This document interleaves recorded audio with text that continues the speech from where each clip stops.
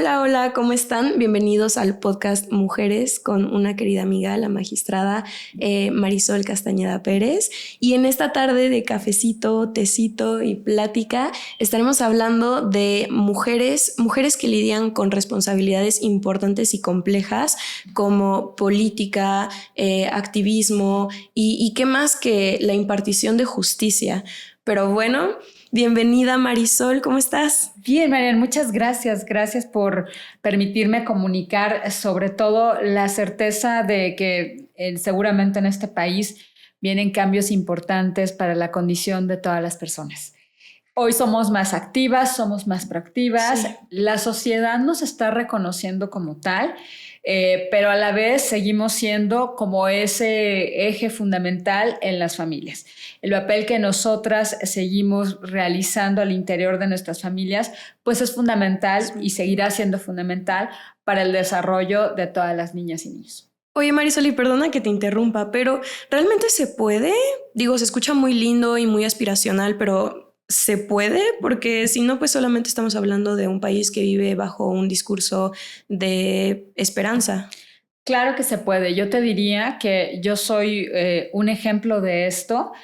Desde niña crecí en una familia en la que afortunadamente tuvimos la oportunidad de que mis hermanos y yo tuviéramos las mismas condiciones y siempre pensé en esa posibilidad o en esa necesidad de que todas las personas, desde la infancia tengamos los mismos derechos, las mismas oportunidades. Desde pequeña. Soy convencida de eso. Siempre fue como mi anhelo pensar en la igualdad de las personas, en los derechos de los niños. Y gracias a eso, fíjate que todavía creo que dentro de mí vive una niña.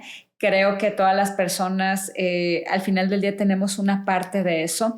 Y eso es bien importante porque eso siempre entonces te podrá dar la sensibilidad para ver la importancia sobre todo de la niñez. Esto se trata de resolver y yo resuelvo. Desde niña siempre he tomado decisiones asertivas y basadas en el tema de la justicia. Parecía que siempre había que tener igualdad entre mis hermanos y pues afortunadamente en casa tuvimos las condiciones para ello. Siempre he pensado también que el buen juez por su casa empieza y bueno, en mi caso siempre me veo en muchos espejos a mí misma y trato de buscar un equilibrio entre mis convicciones, la justicia y mis acciones. Sí, y hablando justo de la niñez, tu niñez y la importancia de proteger la infancia desde lo social y lo jurídico, estamos de acuerdo de que es justo ahí donde empieza a construirse el tejido social, ¿no crees? A ver, sí, para ponerte en contexto, hoy hay 100 millones de niños que viven en una situación de destrucción familiar. De esos 100 millones de niños, 40 son o viven en América Latina y de esos 40, 5.2 millones son nuestros niños y niñas de este país. Sí. Desafortunadamente, estos niños viven en muchas ocasiones en situación de calle debido a la destrucción familiar o en otras ocasiones tienen un problema que me parece de lo más sensible que puede existir y que poco se habla de él, que es el hecho de que sus madres estén en situación de reclusión. Esta es una condición, a mí me parece, de lo más injusta y de lo más desigual y que incide en los derechos de estos niños. ¿Pero entonces, ¿qué es lo que tenemos que hacer? Me parece que hay políticas públicas que están un poco estancadas, pero también desde el espacio jurídico, desde la toma de decisiones, podemos hacer mucho por estos pequeños. En mi caso, yo siempre he sido muy propositiva, siempre he sido muy inquisitiva en la toma de decisiones para proteger a los niños. Resuelvo y resuelvo con toda contundencia porque tengo la capacidad para hacerlo por mi experiencia, por mis conocimientos y por mi gran convicción en la protección de los niños. Oye, y en cuanto a lo formativo y lo social, ¿qué tanto impacto o implicaciones tiene en la infancia de un niño el crecer dentro de una prisión? A ver, imagínate, yo tengo muy claro que la infancia es la etapa más importante de todas las personas. Sí. es la etapa en la que forjas tu carácter, tus miedos, tu personalidad. Sí. ¿No? Por eso las leyes de este país señalan que los niños tienen derecho a crecer en las mejores condiciones para lograr su óptimo desarrollo. Claro. Imagínate un niño o una niña que vive en un espacio de 1 metro por 1 metro en situación de reclusión. Sí, eso no es ni calidad de vida. Eso no es de calidad de vida, claro. Los niños tienen derecho a estar en espacios libres, a estar en un parque. Son niños. Son niños, a conocer el mundo a través de sus sentidos. Y en un espacio como este es muy obvio que no existe la capacidad para darles estas condiciones. Tenemos una ley de ejecución que establece que estos lugares tienen que tener unos espacios definidos y adaptados para estos menores, pero a ver, por una parte me parece que ni siquiera puedes comparar un espacio cerrado a un lugar abierto, además, en el que te puedas desplazar a cualquier lugar. O a un hogar. O a un hogar, claro. Y por otra, pues desafortunadamente en este país no existen esas condiciones. Entonces, ¿qué te digo? Pues que en el caso de nosotros como personas juzgadoras, en mi caso te diría, tomo decisiones siempre basadas primero en la importancia del desarrollo integral de los niños y de las niñas, y que gracias también pues a la experiencia y a los conocimientos y a los estudios a los que siempre estamos realizando, podemos tomar una decisión que hasta incide en las políticas públicas. Sí, y la verdad muy interesante, pero es que yo también tengo unos datos de que en febrero del 2021 en México había aproximadamente 12.523 mujeres privadas de su libertad, de las cuales se estima que alrededor de 10.500 eran madres, un montón. Y además, en el cierre del 2019, casi 500 mujeres privadas de su libertad convivían con sus hijos menores de 6 años dentro de los centros penitenciarios estatales. Pero desde tu perspectiva, Marisol, ¿qué tanto impacto tiene esto en una familia? Definitivamente tiene un impacto muy importante. Son familias rotas, literalmente rotas. ¿Por qué? Porque en ocasiones estas familias están conformadas por varios hijos. Es muy común que las mujeres no sean visitadas por sus familiares. En una investigación que hice hace algunos años, pude percatarme de eso. Las mujeres en reclusión en este país no son visitadas por su familia, a diferencia de lo que ocurre en los hombres. Además, la mayoría de las mujeres, o un gran porcentaje de las mujeres que están en esta situación en reclusión, son mujeres que llegaron a este espacio por cometer delitos contra la salud. ¿Cómo es esto? Como te lo digo muy sencillo, por transportar algún tipo de droga o de estupefaciente.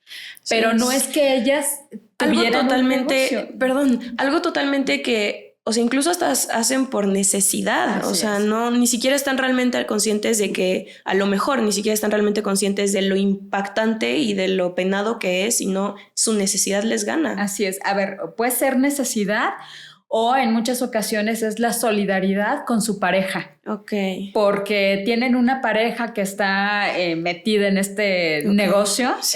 Ellas, por apoyarlo, deciden hacer este tipo de pues es un delito, al final del día es un delito, ¿no? Sí. Entonces esto lleva a que cometan este tipo de delitos, que estén en situación de reclusión, y ahí viene la situación, me parece, de lo más injusta para estos pequeños que son sus hijos, o que incluso nacen en la propia situación de reclusión, porque, insisto, los niños y las niñas tienen todo el derecho de desarrollarse en un espacio confortable para lograr su óptimo desarrollo.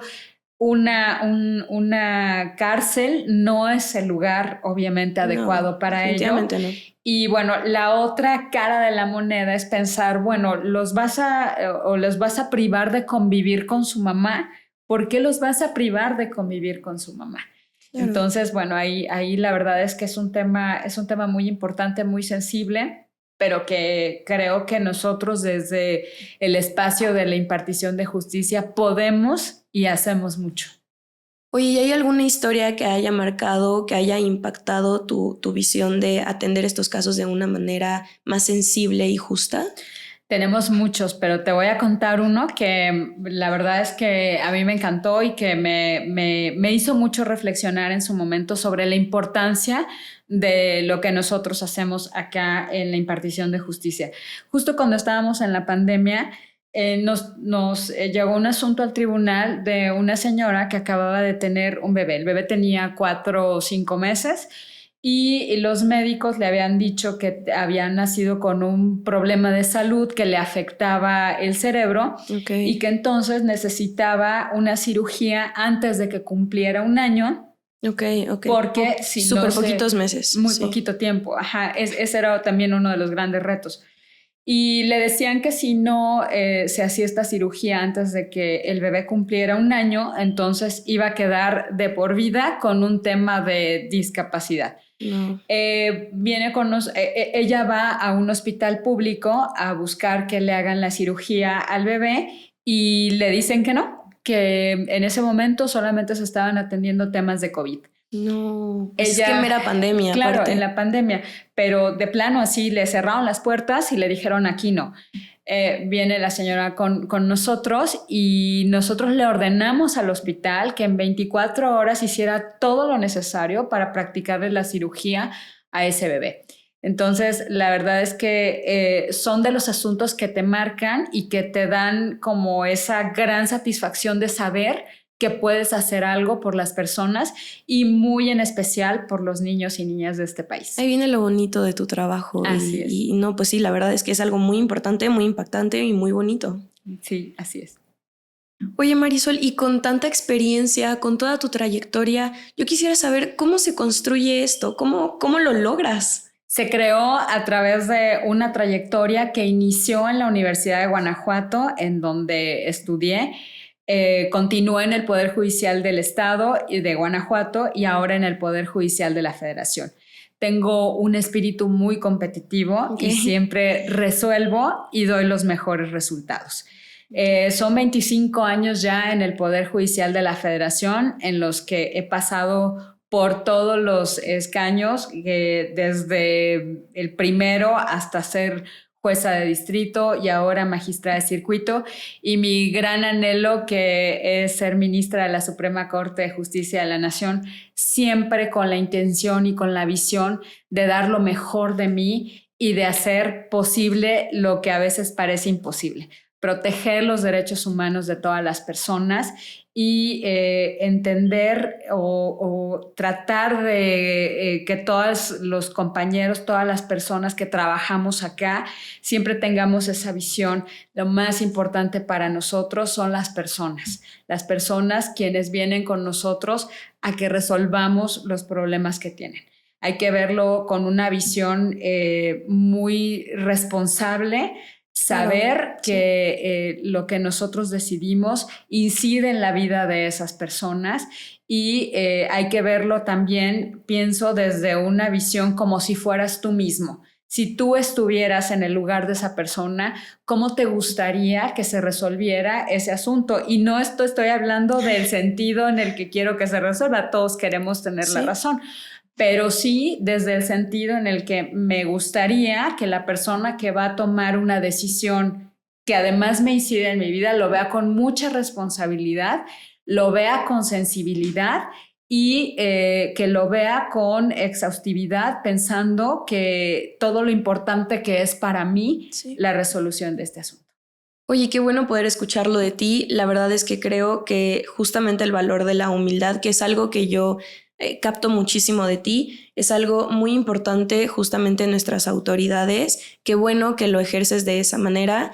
Y pues nada, muchísimas gracias por la oportunidad de estar aquí platicando contigo y gracias. Gracias a ti, Marian. Gracias por apoyarme a comunicar esto a las personas, a la sociedad, que sepan que tenemos una visión muy diferente de la impartición de justicia, que tenemos muy claro que los expedientes no son hojas, que son personas, que son historias de vida y que los vemos con esa sensibilidad, pero también con esa gran responsabilidad. Gracias a ti y gracias a todos ustedes por vernos, por escucharnos y nos vemos muy pronto en el próximo episodio de este podcast Mujeres.